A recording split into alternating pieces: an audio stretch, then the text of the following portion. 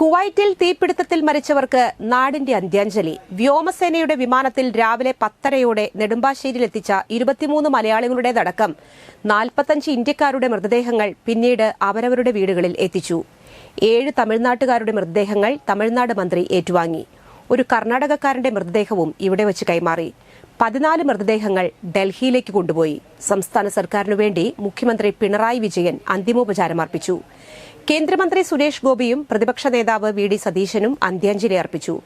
സംസ്ഥാന മന്ത്രിമാരും തമിഴ്നാട് മന്ത്രി KS മസ്താനും ആദരമർപ്പിച്ചു. അതേസമയം കുവൈറ്റിലെ ദുരന്തത്തിൽപ്പെട്ട 25 മലയാളികൾ അവിടെ വിവിധ ആശുപത്രികളിൽ ചികിത്സയിലാണെന്ന് നോർക്ക CEO അജിത് കോളശ്ശേരി അറിയിച്ചു.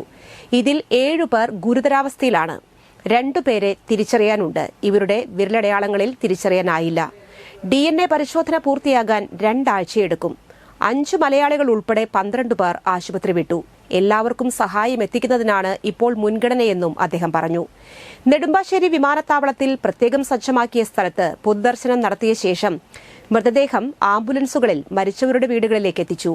മൃതദേഹങ്ങൾ ഏറ്റുവാങ്ങാനായി മരിച്ചവരുടെ കുടുംബാംഗങ്ങളും ബന്ധുക്കളും വിമാനത്താവളത്തിൽ എത്തിയിരുന്നു.